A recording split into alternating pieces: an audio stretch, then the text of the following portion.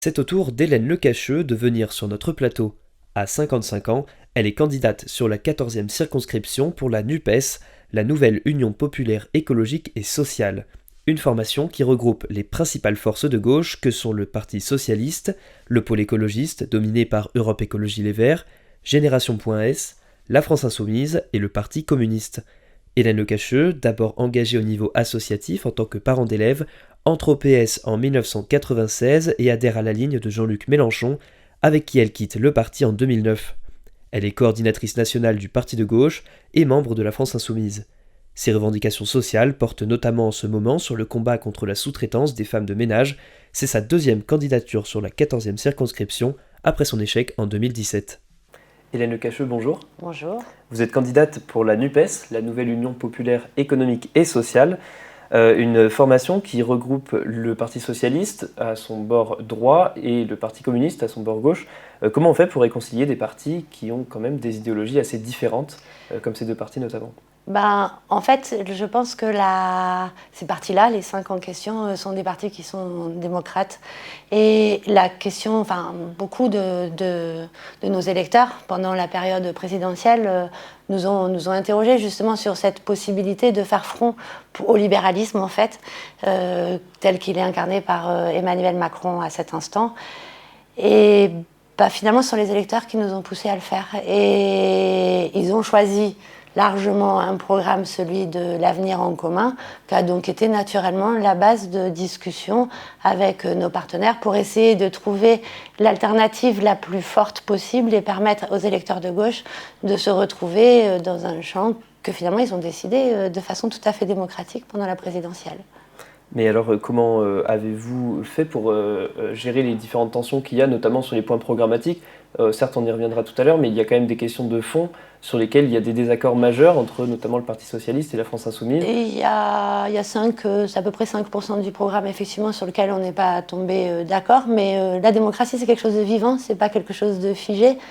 Donc voilà, ce travail continuera à se faire dans le cadre de l'Assemblée nationale. Et oui, il y a des points sur lesquels nous ne sommes pas d'accord.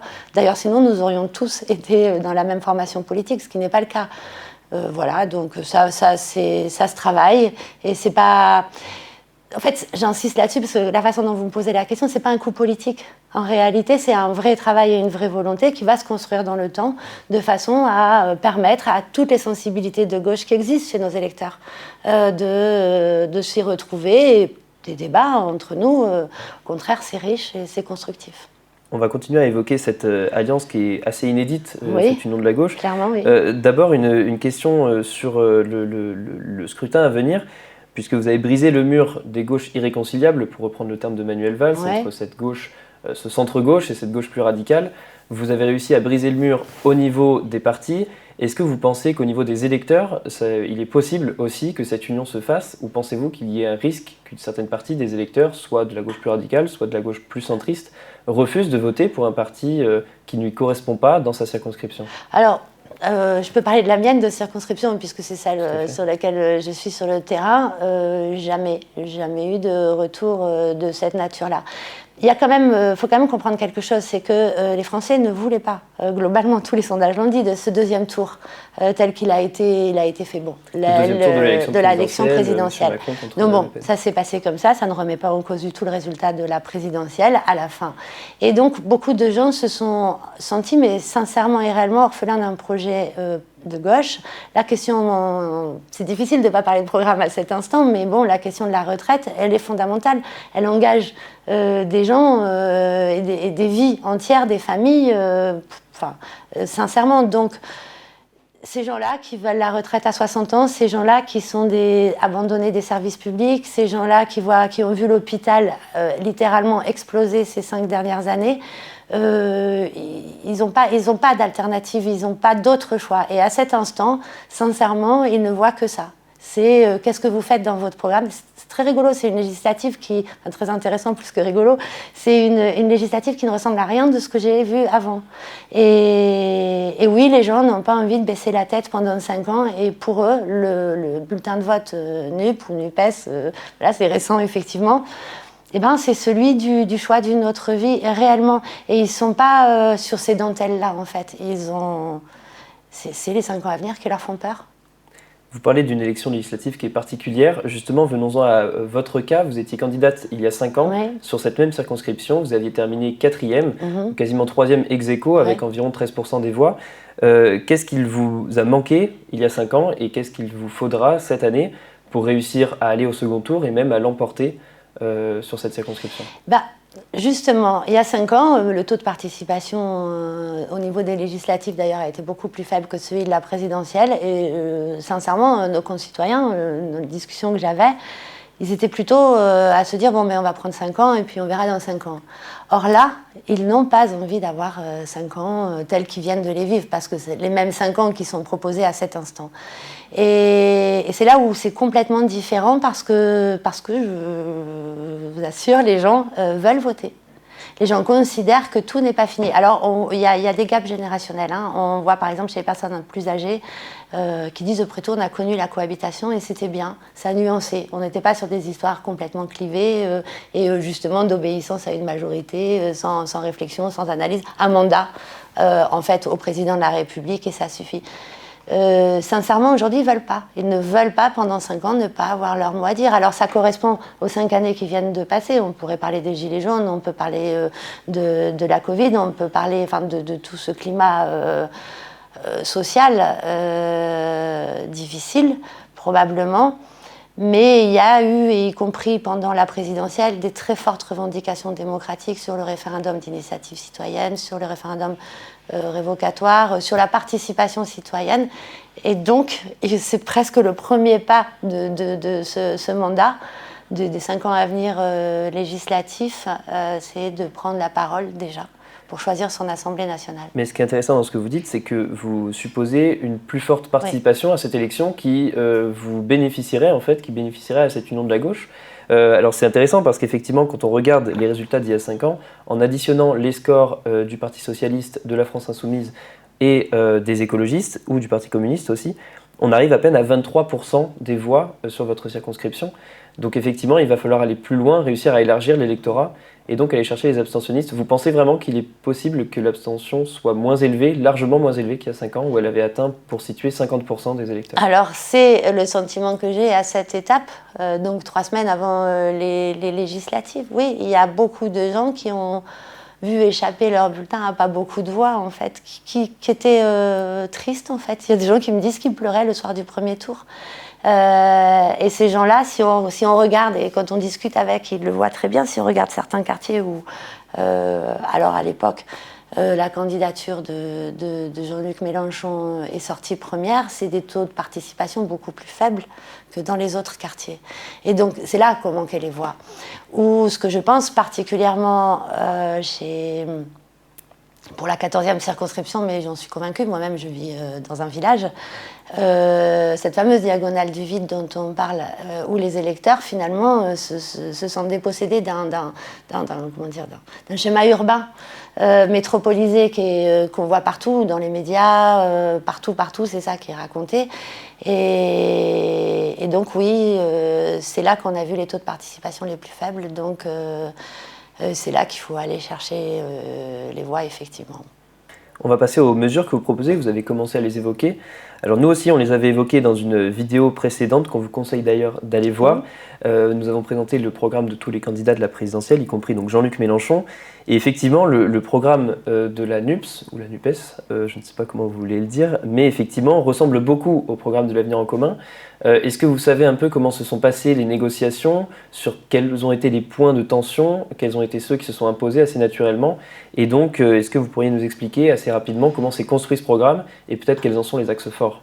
Alors non, concrètement, comment ça s'est passé, quelles ont été les discussions non, je pourrais pas, j'ai pas de détails particuliers là-dessus.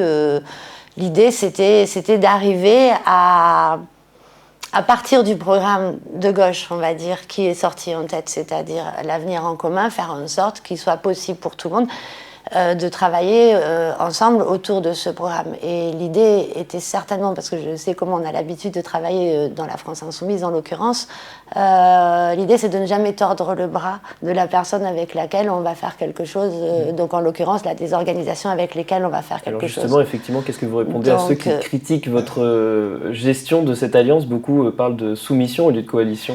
Ben non, justement, et on a une partie du programme, 5% à peu près, qu'on considère comme aujourd'hui, qui vont faire encore le fruit de discussions. La démocratie, c'est jamais quelque chose de figé. Et une alliance, on ne va pas l'inscrire maintenant dans le temps et voilà, et c'est la règle pour les années à venir. C'est pas vrai. D'autant plus nous, et je parle alors en l'occurrence pour moi, sommes très attachés à la 6e République où l'intervention citoyenne, elle doit se faire tout au long des mandats. Les choses évolueront et elles seront tranchées. Et elles seront tranchées par nos électeurs ou par nos concitoyens plus globalement. Et il est possible de faire des référendums sur des sujets sur lesquels on n'est pas d'accord. Et bien, c'est au peuple de trancher et c'est normal parce que c'est le peuple souverain. On va revenir sur cette question de 6e République dans un instant. On va d'abord passer sur cette partie, vous, député de la République, pour essayer de comprendre comment va s'articuler cette union de la gauche. C'est vrai que c'est assez particulier, des partis qui vont s'allier tout en gardant leur propre groupe parlementaire. Est-ce que vous pourriez nous expliquer un petit peu plus précisément comment ça fonctionne, une assemblée avec une majorité de députés de la NUPES? Alors de toute façon, on apprendra en marchant et ça, c'est évident à partir du 19 juin. L'idée, c'est que chaque groupe parlementaire, effectivement, va travailler dans son groupe, mais même à l'intérieur d'un groupe parlementaire, il faut arriver aussi à trouver des positions communes en fonction des sensibilités. C'est pas des choses clivantes, en fait. L'essentiel est là. Donc, les discussions, elles vont se faire et de groupe à groupe et de façon à présenter les meilleures propositions ou amendements, parce que ce qu'on oublie de dire aussi beaucoup, et je tiens à le préciser, un travail parlementaire ne se fait pas que avec le vote en assemblée, mais beaucoup en commission. Et c'est ce travail de commission qui permet à un moment ou à un autre d'arriver sur une proposition de loi, des amendements qui seront travaillés par la suite.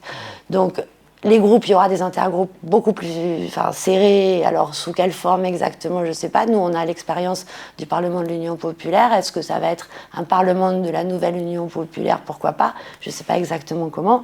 Mais toujours est-il que oui, il y aura ce travail renforcé, en fait, entre ces partenaires qui ont soutenu un même programme. Et ce qui nous lie tous, c'est quand même ce programme qu'on présente aujourd'hui aux électeurs. Donc, il ne devrait pas y avoir de grosses surprises, en tout cas de différences tellement clivantes qu'on n'y arrive pas. Une dernière question pour vous. Le rôle de député est sujet à une certaine ambiguïté dans cette élection. Certains font valoir leur ancrage local, d'autres au contraire considèrent le mandat de député comme national.